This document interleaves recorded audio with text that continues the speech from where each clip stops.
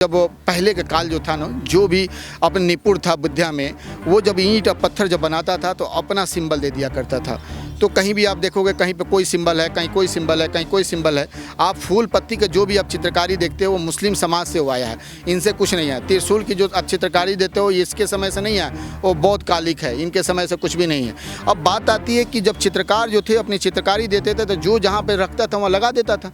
अब उस चित्रकारी को ये बोलते हैं कि भाई ये शिवलिंग से जुड़ा हुआ है, ये इससे जुड़ा, फव्वारा को शिवलिंग बना देते हैं। तो मैं कहता हूँ कि धर्म का भी ये नाश कर रहे हैं, धर्म को भी ये किसी को शिवलिंग बना देगा। मैं तो कहता हूँ कि जितनी मस्जिद है इस देश की, सभी मस्जिद को जो है आप शिवाला बना के और उसको पूजना स्टार्ट करो, और मुसलमानों को जो है उनको जो है लाइन से खड़ा करो और हिटलर की तरह उनको मरवा दो और अनासाई सब क्या बोलते हैं हिंद महासागर में फेंक दो कि ये नहीं रहेगा ना। जब देश आज़ाद हुआ 1947 में, तो उस समय आर्टिकल जो है कॉन्स्टिट्यूशन का 12 और 13 को लाया गया। उसमें जो है कई भी वर्शिप एक्ट वगैरह ये सब लाए गए कि जो स्टेटस जो पहले जो किसी चीज़ का है तो ड्यू प्रोसीजर ऑफ लॉ चलेगा।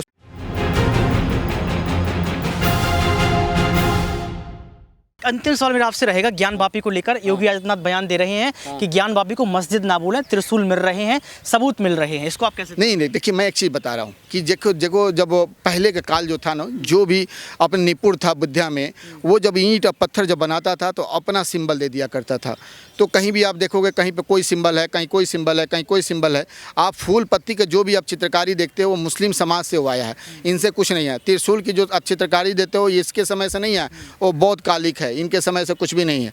अब बात आती है कि जब चित्रकार जो थे अपनी चित्रकारी देते थे तो जो जहाँ पे रखता था वहाँ लगा देता था।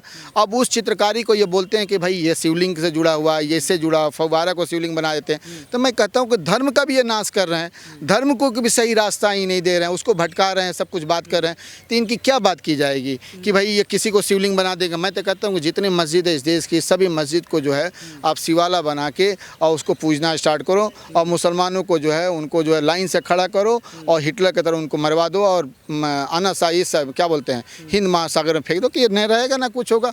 आज तुमने ज्ञान वापी का बाबरी मस्जिद किया, उसके बाद से हुआ कोई ऐसा कांड नहीं हुआ। तुमने उसके बाद ज्ञान वापी किया, उसके बाद तुम मथुरा में चले आए, उसके बाद से कहीं और चलोगे, ऐसा करो। जब देश आज़ाद हुआ 1947 में, तो उस समय आर्टिकल जो है कॉन्स्टिट्यूशन का 12 और 13 को लाया गया। उसमें जो है कई भी वर्शिप एक्ट वगैरह ये सब लाए गए कि जो स्टेटस जो पहले जो किसी चीज़ का है तो ड्यू प्रोसीजर ऑफ लॉ चलेगा, उस पर कोई चेंजेज नहीं होगा। अगर उसमें चेंजेस करते हो तो आपका बेसिक स्ट्रक्चर जो केशवानंद भारती केस का जो है बेसिक जो उसका रूल है उस चीज़ को आप तोड़ रहे हो। यानी कि आप लॉ को मानने को तैयार नहीं हो, आप सुप्रीम कोर्ट को मानने को तैयार नहीं हो, आप किसी को मानने को तैयार, तब मानने को क्या तैयार हो। मैं कहता हूँ कि सुप्रीम कोर्ट को ये जो है हमारा जो है न्याय का मंदिर है, इसको भी तुम मंदिर बना दो ना भाई, ख़त्म करो इसको। मैं चंचूर साहब से कहता हूं कि आप एक ऐसे लॉ पास करो कि इसको भी मंदिर बनाया जाए और कहा जाए। मैं कहता हूं कि जितने भी बीजेपी के कार्यकर्ता हैं, मैं कहता हूं कि उनके ऊपर एक ऐसा लॉ लगाया जाए, ऐसी लॉ बनाई जाए कि वो डेली जाके एक मंदिर में डेली सुबह शाम 3 टाइम पूजा करेंगे।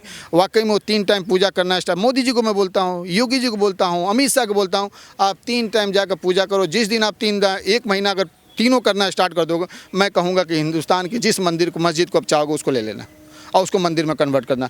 लेकिन ये करेंगे नहीं, दूसरों को भड़काएंगे, दूसरों को तोड़ेंगे, जिससे कि देश टूटे और युवा आपस में भटके। आज देखो छोटे छोटे युवा कहाँ भटक रहे हैं। एजुकेशन की बात करनी चाहिए, किसी और चीज़ की बात करनी चाहिए, और टेक्नोलॉजी की बात करें तो वो मंदिर की बात करें, तलवार धनुष भाला लेके चल रहे हैं।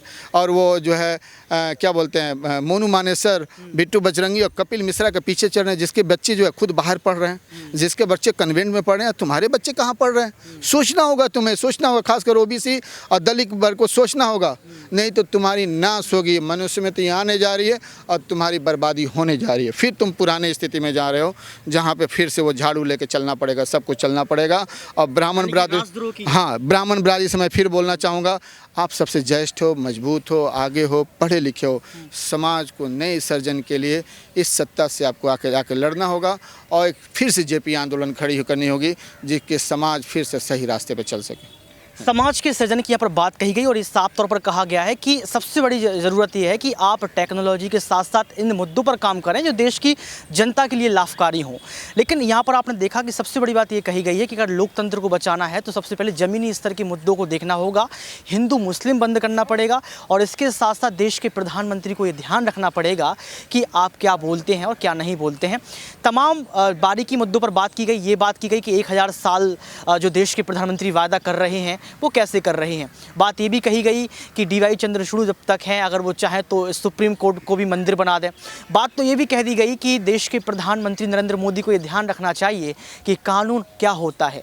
बात तो ये भी कर दी गई यहाँ पर कि देश के प्रधानमंत्री नरेंद्र मोदी को ये ध्यान रखना चाहिए कि रोजगार कहाँ है।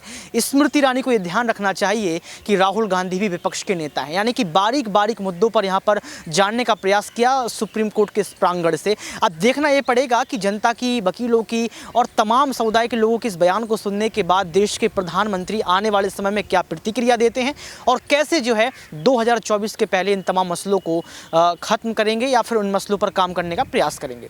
आज के इस खास रिपोर्ट में बस इतना ही। कैमरामैन सुमित के साथ ऋतिक सविता, सुप्रीम कोर्ट।